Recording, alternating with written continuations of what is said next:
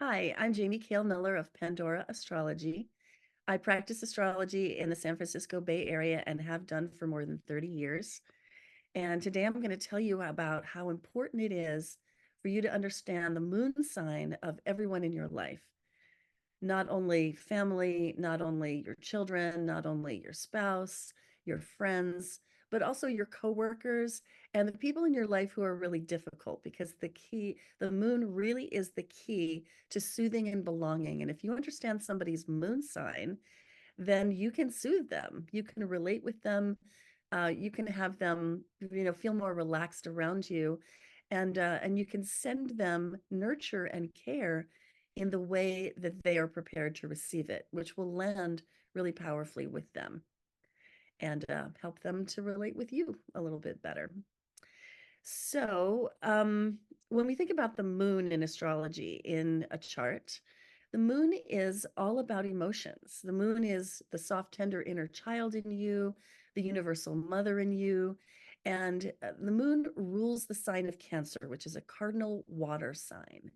Being watery, it is all about emotions, feelings, the non physical, the metaphysical, the intuitive realms of life. And being cardinal, as Cancer is, that means also that it is all about moving in a given direction. It has a directionality to it, it has motion to it. So, the very best way to think about the moon is to think about the moon as a stream or flow of emotions. Um, and if there's anything that I know about streams, is that streams will cleanse themselves. They will move rocks and twigs and leaves out of the way so that they can always flow downward towards ground. And the emotional flow in our bodies is this way too. When we are allowed to have our emotions, then our emotional body, which you can think of as, maybe your aura or just, your emotional field around your body, um, will cleanse itself if your emotions are allowed to flow. Now, you know, most cultures around the world, dare I say all of them, suppress our emotions in some way, starting in childhood. And very early, we learn that it's only okay to have some emotions or to express some emotions or to um, express emotions in a particular way. Maybe not at all in some, in some places, in some households. And so most of us grow up not really having fulfilled on our moon's ability to cleanse our emotional field by feeling, by allowing emotions to flow. And so most people, by the time they reach adulthood, are really hungry for nurture, for unconditional love, which is what the moon symbolizes. It's the universal mother. And and most people being really hungry for that, and also really trained and conditioned to suppress their need for that, and and really probably, kind of cranky from having to manage all of that. When you can figure out how an individual in your life needs to be soothed, and maybe some of what they've been dealing with their moon sign, like how their moon sign might react to the kind of conditioning that they received, then you have absolutely got the key to open their heart and get closer to them or get to know them or just be more winning with them. So, understanding the moon sign of somebody in your life um, can make a difference regardless of what their relationship to you is. Um, so let's say you have a boss, who's really cranky and you feel like you just can't connect with. You find out that that boss's moon sign is Sagittarius. And so they feel that they've just got to put a positive face on it all the time, no matter how they're feeling. They got to shove those feelings way down and they've got to buoy themselves up on top of a load of pain. And they're just like happy, happy, happy. And like it's kind of brittle. Well, that would be why, right? The Sagittarius moon would be why. And knowing that could help you to just like one day, just look your boss in the eye and say, I really get it. And you are such a positive force around here.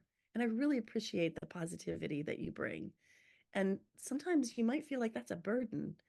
And if it is, I'm here for you. Like, what if you could say that to your boss?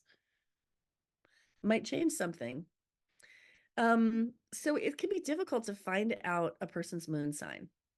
It might not be easy. And this is because the moon sign changes every 2.5 days. So you'll need their birth date with the accurate year. And if you got somebody who lies about their age, that could be a challenge, you know? Um, and even if you do get the accurate year, you might find that they were born on a day when the moon changes signs. So if you can get their time of birth too, or at least approximately, that will really help. Then you can plug all that data into chart calculation software, and then you can find out for sure what moon sign they have. But sometimes it's awkward to ask for the time of birth of somebody that you work with, or maybe somebody you've just started dating, or, it's a kind of a personal question, right? So learning to understand both of the possible moon signs that they might have could give you an edge. So, now what about the case where a parent and child have two very different moon signs? A parent can do everything that they can to follow the golden rule. Treat others how you want to be treated. And they can parent their child according to their own moon sign.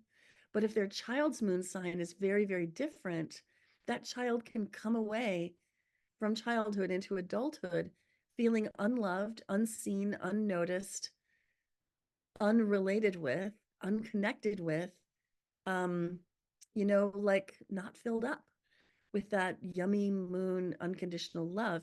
And it's not even the parents' fault because they did their best and they gave and gave, but it's not what the child needed.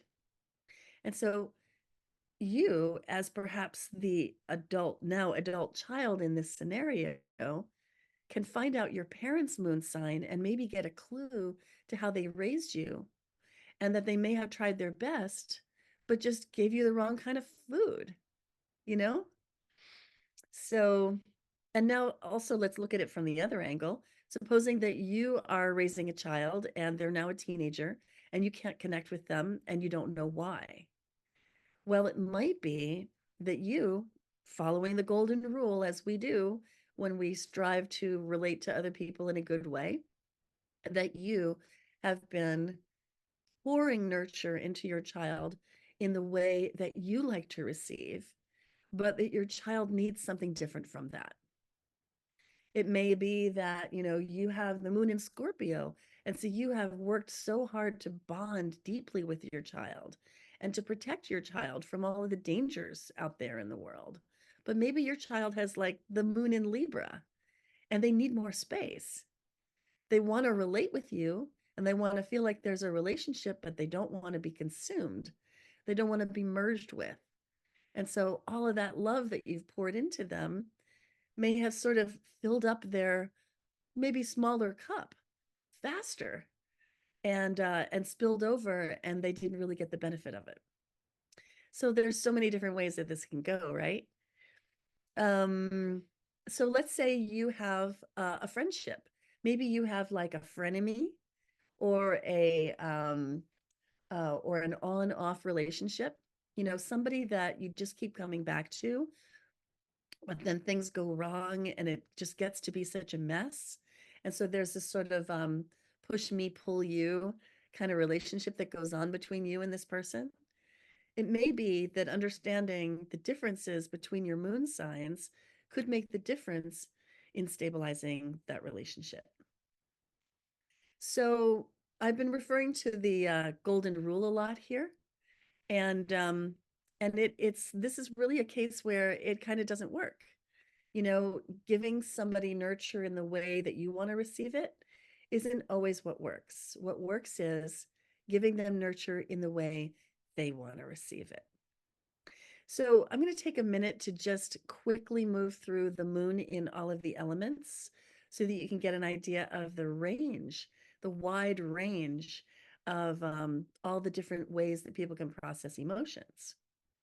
People with moon in water signs Cancer, Scorpio, and Pisces tend to be really sensitive. They do tend to be quite emotional. They sometimes perceive other people's emotions and try to adjust their own behavior by other people's emotions. They can be much more mergy, much more wanting to connect and bond emotionally, and that can be very soothing for them. For Scorpio especially, Pisces moon people sometimes aren't as sure of what they feel because they're usually feeling what somebody else is feeling in their environment, or they're reading the weather in the room and mistaking it for their own emotions. They're very sensitive that way. And moon and Cancer people can be can seem very consuming to some of the other sign placements for the moon, because they're very motherly and very nurturing, just straight up, which usually makes them good parents. So moon in air is very, very different from moon in water. Moon in all of the air signs needs more space. Air is much more cerebral. And so frequently moon in air people, that would be Gemini, Libra, and Aquarius.